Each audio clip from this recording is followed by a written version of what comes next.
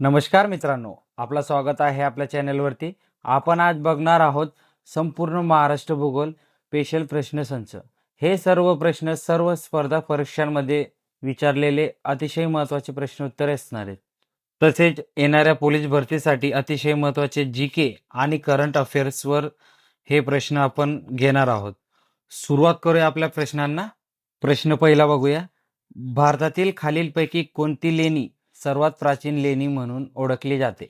मित्रांनो, भारतातील अशी कोणती लेणी आहे जी सर्वात प्राचीन लेणी म्हणून ओळखली जाते? ती आहे पितळखोळा लेणी. ही भारतातील सर्वात प्राचीन लेणी म्हणून ओळखली जाते मित्रांनो.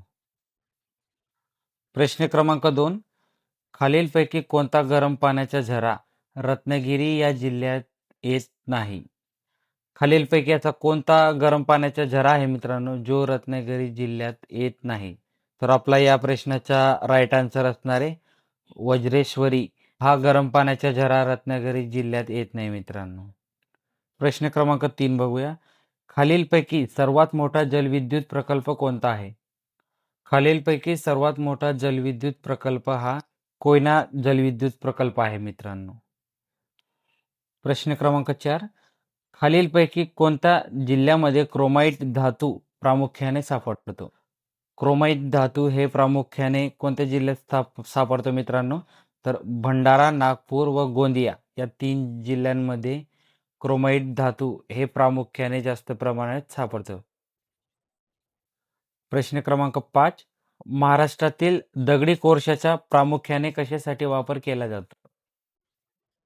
महाराष्ट्रातील दगडी कोळशाचा प्रामुख्याने औष्णिक विद्युत ऊर्जासाठी वापर केला जातो मित्रांनो. प्रश्न क्रमांक 6. महाराष्ट्राचे प्राकृतिक विभाग ओळखण्यासाठी प्रामुख्याने उंची, उठाव आणि टिंब हे घटक वापरले जातात.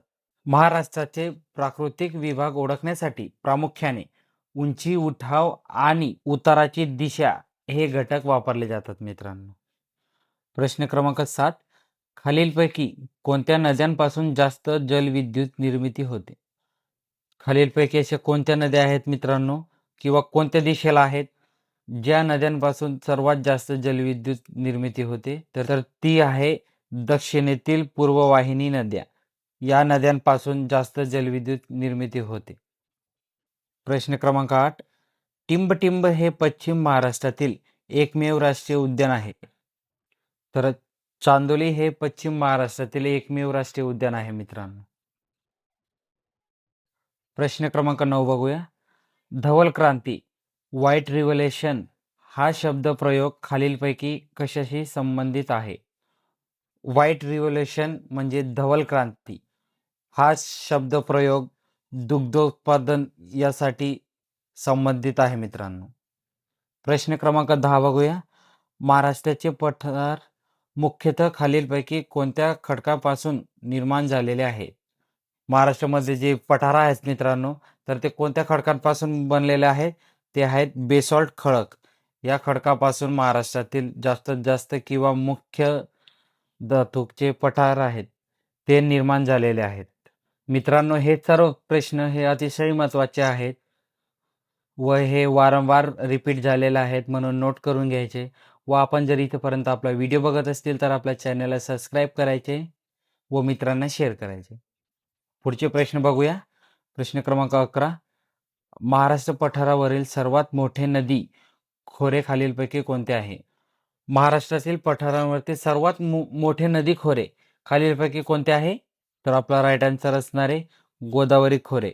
हे महाराष्ट्रातील सर्वात मोठे नदीवरचे खोरे आहे मित्रांनो. प्रश्न क्रमांक 12. खालीलपैकी कोणत्या जिल्ह्याची निर्मिती 1 मे 1999 रोजी झाली आहे? तर 1 मे 1999 रोजी कोणत्या जिल्ह्याची निर्मिती झाली आहे मित्रांनो? तर हिंगोली या जिल्ह्याची निर्मिती 1 मे 1999 मध्ये झाली आहे. प्रश्न क्रमांक 13. पश्चिम घाटातील महत्त्वाची खिंड कोणती जी कोकण व देश यांना जोडते? पश्चिम घाटातील अशी कोणती महत्त्वाची खिंड आहे मित्रांनो जी कोकण व देश यांना जोडते? तर ती आहे बोरघाट खिंड, जी पश्चिम घाटातील महत्त्वाची खिंड आहे व कोकण व या देशांना जोडत असते. प्रश्न क्रमांक 14. बालाघाट पठाराच्या उत्तरेस व दक्षिणेस अनुक्रमे कोणत्या नदीच्या खोरी आहेत? बालाघाटाच्या पठाराच्या उत्तरेस व दक्षिणेस अनुक्रमे गोदावरी व भीमा नदी या 2 नदींचे खोरे आहेत मित्रांनो. प्रश्न क्रमांक 15. खालीलपैकी कोणता बहुउद्देशीय जलसिंचन प्रकल्प महाराष्ट्रातील सर्वात मोठा जलसिंचन प्रकल्प आहे?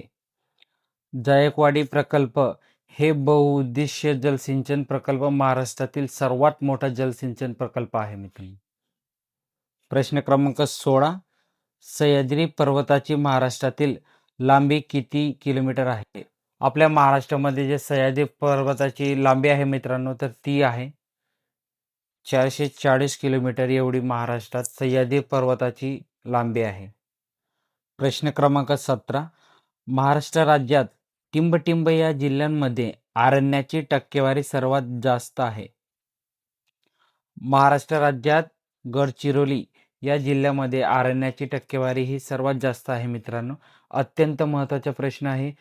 हा प्रश्न बऱ्याचदा पोलीस भरतीमध्ये व तसेच वनरक्षकमध्येही रिपीट झालेला आहे, तो नोट करून घ्यायचे. प्रश्न क्रमांक 18. अतिशय महत्त्वाचा प्रश्न आहे मित्रांनो. महाराष्ट्रातील कोणत्या भागात बेसॉल्ट खडकाची जाडी सर्वात जास्त आहे? महाराष्ट्रातील पश्चिमेकडील भागात बेसॉल्ट खडकाची जाडी ही सर्वात जास्त पसरलेली आहे मित्रांनो.